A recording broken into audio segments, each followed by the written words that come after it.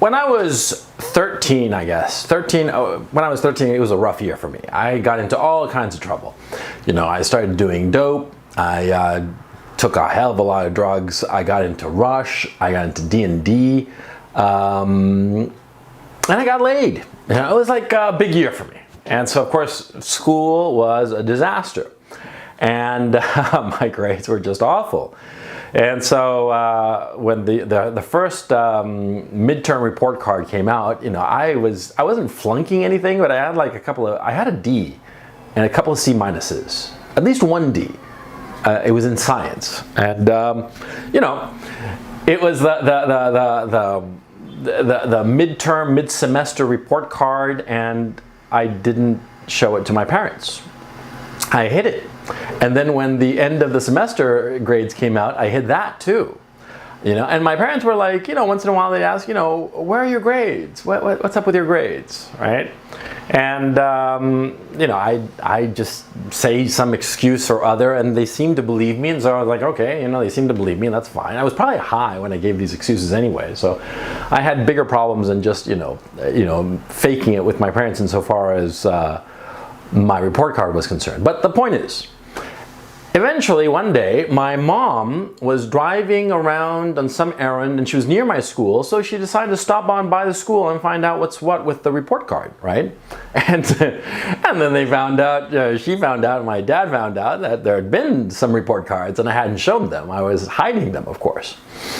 And oh man, I got home that day and, you know, the shit hit the fan in a big way. My dad beat the ever-living shit out of me. And I'll tell you one thing. I said a couple of days ago that my dad was an awful man, an awful, awful parent, and he was. But I have to say, hand to heart, after the fact, that was the one time that I fully deserved getting the shit kicked out of me, okay? Because it was actually the only time my dad really kicked the shit out of me. The other time he was just a bully, but it was like a psychological thing. The only time my dad ever really hit me was when I lied about that report card, and retrospectively, even though I think my old man was a bastard, I had it coming. Because, you know, what the fuck, man, right? And so, now why am I telling you this? Because, you know, a couple of days ago I talked to you about living in fear. Now, after I did that video, I was thinking to myself, when was the last time I had really lived in fear? And I remembered that period when I was 13. It must have been 2, 3, 4 months maybe, 2, 3 months, where I was hiding the report cards and I was terrified. And I remember every single day I was in fear. I was in fear of getting caught that I was stoned. I was fear of getting caught about the report card. It was just fear all the time. And eventually, at least on so far as the report card is concerned, the whole thing blew up. And that was that. My parents never caught on that I was a big-time drug user, by the way. That's pretty funny. But anyway, insofar as the report card, that blew up, and it taught me a lesson that you should learn. And the lesson is always take the hit. Always, always stand still, take the hit.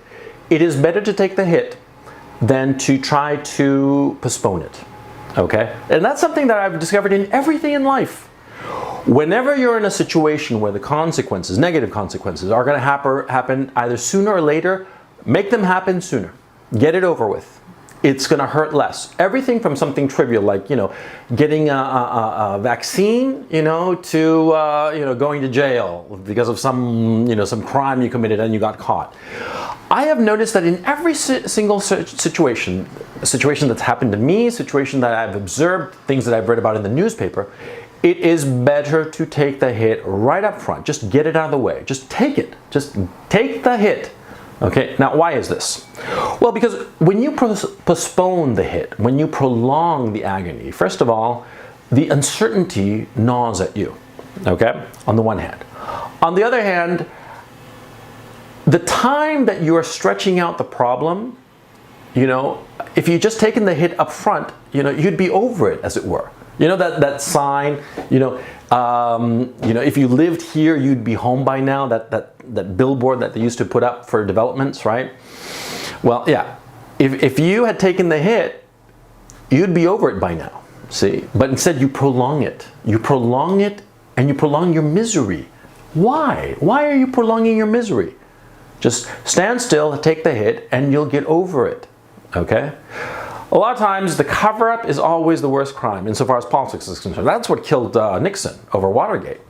See, it wasn't that, you know, some operatives for the Republican National Committee went and broke into the Democratic National Committee headquarters to steal some documents. That was the trivial part.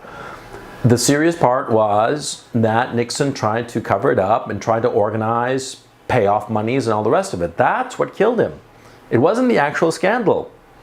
See, if he'd stood still, taken the hit, sacrificed a few people, principally John Mitchell. If he'd just given John Mitchell up and said, oh, he thought it up. And John Mitchell would have been the fall guy happily. You know, he was loyal to Nixon, you know.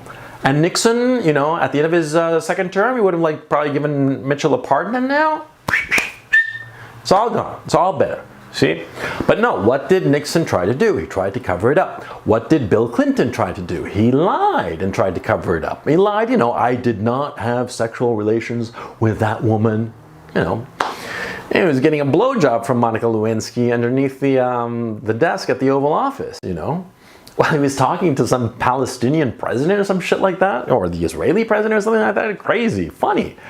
He should have just stood still and taken the hit and said just sheepishly, you know, yes, I have appetites, you know, and just some southern drawl of his, and just like accepted it, see?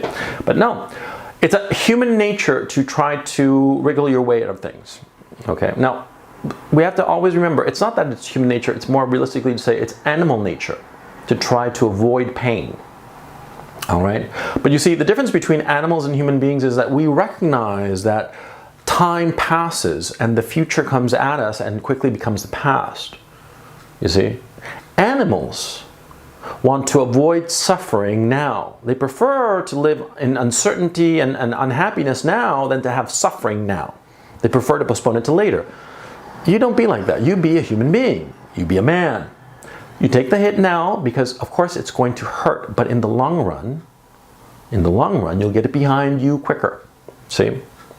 You'll get it behind you quicker, and it will become quickly a small thing in your rearview mirror, as opposed to a very large thing coming at you at 100 miles an hour that you are constantly trying to push forward. No, there's no reason for it. Okay?